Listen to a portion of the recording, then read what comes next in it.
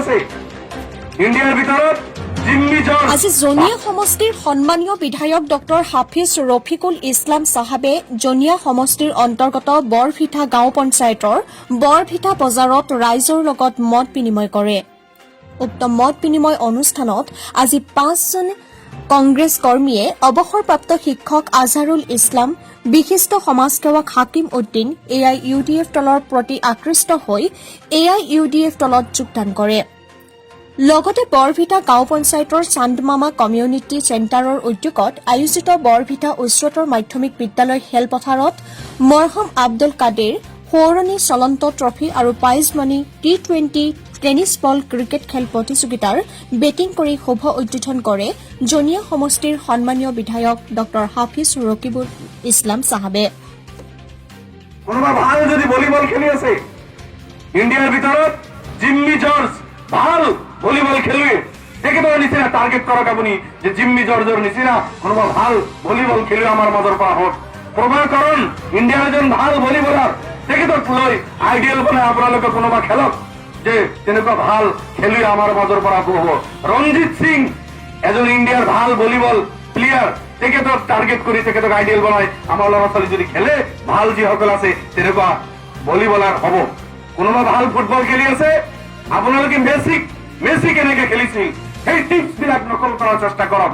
মাৰাডোনাই কেনেকে ফুটবল খেলিছিল এইবিলাক লক্ষ্য কৰি লৈ আমাৰ ল'ৰা ছোৱালী যদি প্ৰেক্টিচ কৰে আমাৰ ইয়াৰ পৰা মাৰাডোনা হ'ব, আমাৰ ইয়াৰ পৰা মেসি জন্ম হ'ব, ইয়াৰ পৰা জিম্মি জৰ্জ ইয়াৰ পৰা জন্ম হ'ব, জোসেফ ভাল ভলিবলাৰ তেনেকুৱা ল'ৰা জন্ম হ'ব, ধোনী শচীন তেণ্ডুলকাৰ আৰু বিৰাট কোহলি আমাৰ পৰা জন্ম হ'ব, কোনোবা সানিয়া মিৰ্জা হ'ব, কোনোবা মেৰী কম হ'ব, কোনোবা হিমা দাসৰ নিচিনা দৌৰি দৌৰি গোটেই ৱৰ্ল্ডত আমাৰ নাম উজ্বলাব, কাদেৰ বাবুৰ নাম উজ্বলাব, আমাৰ জনিয়াৰ নাম উজ্বলাব। এইবিলাক আমাৰ ল'ৰা ছোৱালী টাৰ্গেট ল'ব লাগিব। যিয়ে নহওক মই দীঘলীয়া বক্তব্য নাৰাখো। মই কথাখিনি কৈ আছিলো যে আমি প্ৰথমটো আমাৰ শিক্ষা আমি ল'ব লাগিব, টাৰ্গেট কৰিব লাগিব যে আমাৰ ল'ৰা ছোৱালী পঢ়ক। শতকৰা ল'ৰা ছোৱালী যাতে আমাৰ শিক্ষিত হয়, এজনো ল'ৰা ছোৱালী যাতে শিক্ষাৰ পৰা বঞ্চিত নহয়। আজি অসমৰ এজন প্ৰভাৱশালী মন্ত্ৰী 35-65 কথা কৈ আছে। 65-35 65 আৰু 35% মানুহক তেখেতে উলিয়াই দি এই সকলৰ কোনো কথা বাৰ্তা চিন্তা নকৰি 65% কথা কৈ আছে। নিলজ্জ বক্তব্য তেখেতৰ আমি কণ্ডেম কৰিছো। এনেকুৱা বক্তব্যক আমি ছাপোৰ্ট নকৰো, আমি বিলিভ নকৰো। আমি বিশ্বাস কৰো শতকৰা অসমত বসবাস কৰা বিভিন্ন জাতি জনগোষ্ঠীৰ মানুহ, ধৰ্মাৱলম্বী মানুহ, হিন্দু হওক, মুছলিম হওক, শিখ হওক, বুদ্ধিষ্ট হওক, কলা হওক, বগা হওক, চাহ বাগানী হওক আৰু চৰৰ হওক, শতকৰা অসমৰ জনতা শিক্ষিত হ'ব লাগে।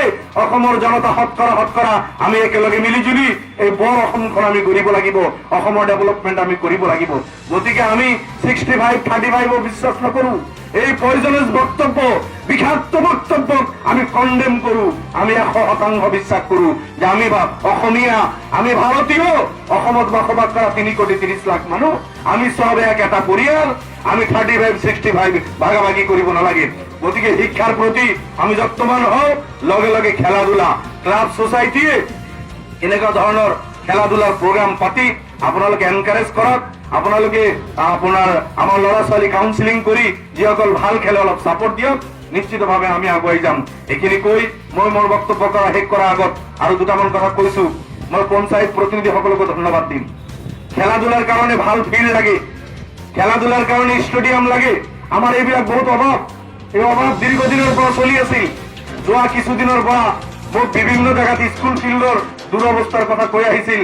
মই প্ৰতিনিধিসকল পঞ্চায়তৰ লগত বহি তেখেতসকলক কৈছো যে আমাৰ ডাঙৰ ফিল্ড বিলাকৰ ডেভেলপমেণ্টৰ কাম আপোনালোকে কৰক।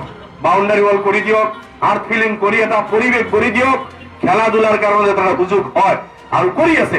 পঞ্চায়ত প্ৰতিনিধি বিলাকে বিভিন্ন স্কুল কলেজৰ যিবিলাক গাঁত গৰ্ত আছিল এইবিলাক ফিল আপ কৰি খেলা ধূলাৰ এটা পৰিৱেশ কিছুমান জায়গাত কৰিছো। আমি এতিয়াও বহুত জায়গাত কৰিব লগা আছে। এইবিলাকো আমি পৰ্যায়ক্ৰমে কৰিম। কলগাছিত ষ্টেডিয়াম হৈছে, বৰপিটাতো হ'ব লাগিব, ৰামপুৰতো হ'ব লাগিব, খৰিচাল আৰু জনিয়াতো হ'ব লাগিব। এইবিলাক আমি টাৰ্গেট লৈ এটা কৰি পৰ্যায়ক্ৰমে এই এৰিয়াবিলাক আমি যদি খেলা ধূলা ফিল্ড বিলাক ডেভেলপ কৰিব পাৰো তেতিয়াহ'লে এটা ইনফ্ৰাষ্ট্ৰাকচাৰ আমাৰ ল'ৰা ছোৱালী পাব, আগুৱাই যাব পাৰিব।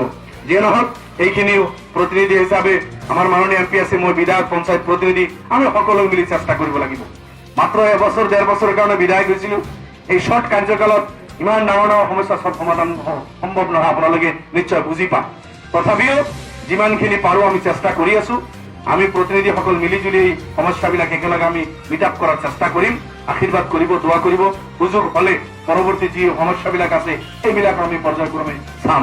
যিয়ে নহওক সৰ্বশেষত আজিৰ এই প্ৰগ্ৰামত মোক ইনভাইট কৰাৰ কাৰণে উদ্যোক্তাসকলক আন্তৰিকভাৱে বহুত বহুত ধন্যবাদ জ্ঞাপন কৰি আৰু যিজন মহান ব্যক্তিৰ সৰণি স্মৃতিত আপোনালোকে খেল পাতিছে তেখেতৰ প্ৰতি শ্ৰদ্ধা জনাই আমি প্ৰাৰ্থনা কৰিছো, দোৱা কৰিছো ওপৰৱালাই তেখেতক শান্তি দিয়ক। বৰভিটাৰ পৰা মুক্তাৰুল ইছলামৰ ৰিপৰ্ট, জেপি নিউজ আছাম।